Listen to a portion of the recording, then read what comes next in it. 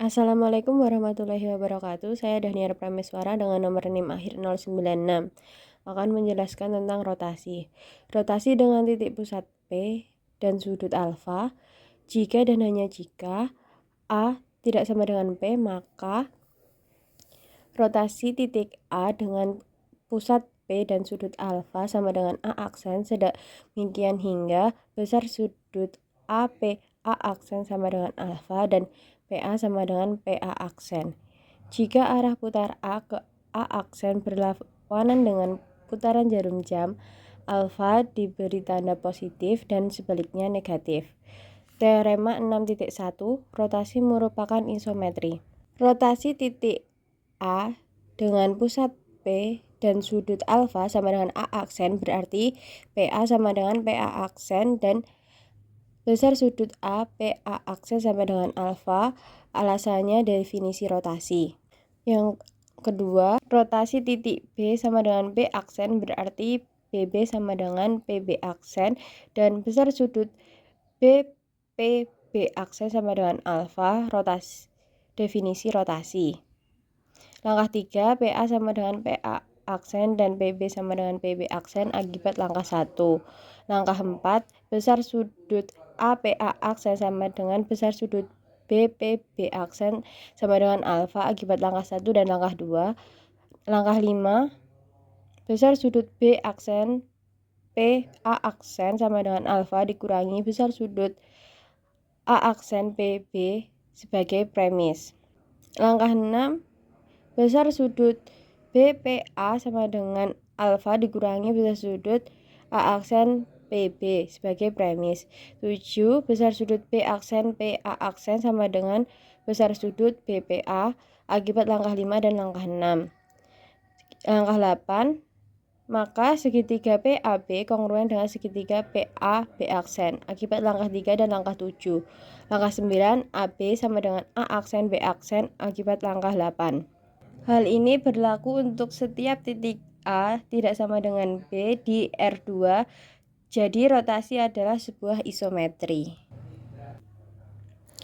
Teorema 6.2 yaitu rotasi 2 dengan pusat P dan sudut beta dikali rotasi 1 dengan pusat P sudut alfa sama dengan rotasi 3 dengan pusat P dan sudut alfa ditambah beta. Pembuktiannya, langkah pertama, rotasi 1 dengan pusat P dan sudut. Langkah pertama, rotasi 1 di titik A dengan pusat P sudut alfa sama dengan A aksen, maka besar sudut A P A aksen sama dengan alfa dan PA sama dengan PA aksen sebagai definisi rotasi.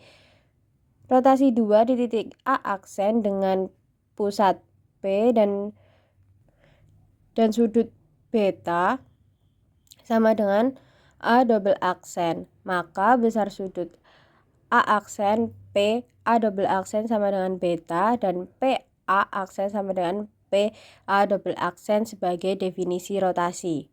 Langkah 3, PA sama dengan PA aksen dan PA aksen sama dengan PA double aksen, maka PA sama dengan PA double aksen akibat langkah 1 dan 2.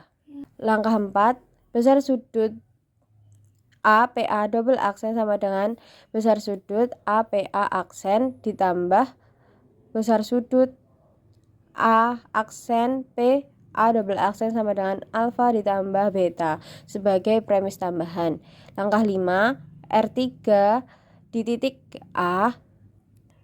Langkah 5, rotasi 3 di titik A dengan pusat P dan sudut alfa ditambah beta sama dengan A double aksen akibat langkah 3 dan langkah 4.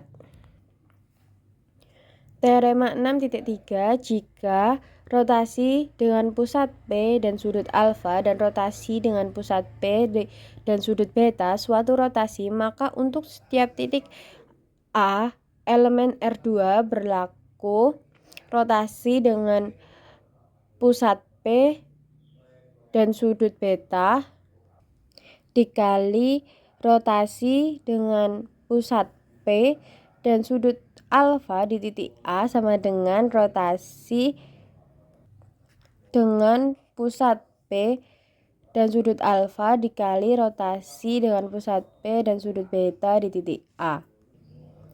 Maka pembuktiannya langkah pertama, rotasi titik A dengan pusat P dan sudut alfa sama dengan A aksen, maka besar sudut APA aksen sama dengan alfa dan PA sama dengan PA aksen sebagai definisi rotasi.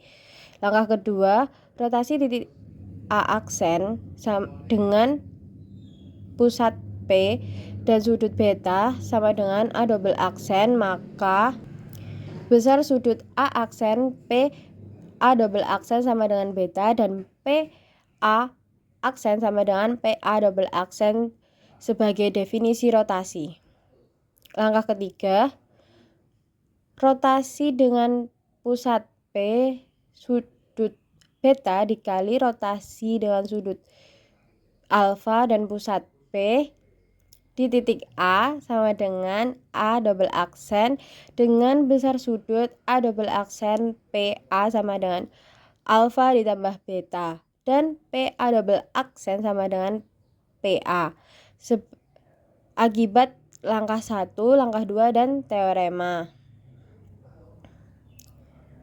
Langkah 4, rotasi dengan pusat P dan sudut beta di titik A sama dengan A 3 aksen, maka besar sudut A3 aksen sama dengan beta, PA sama dengan PA 3 aksen sebagai definisi rotasi.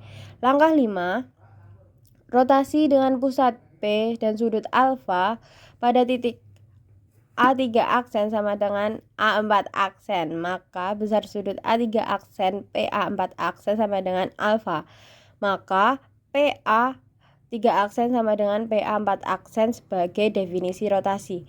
Langkah 6,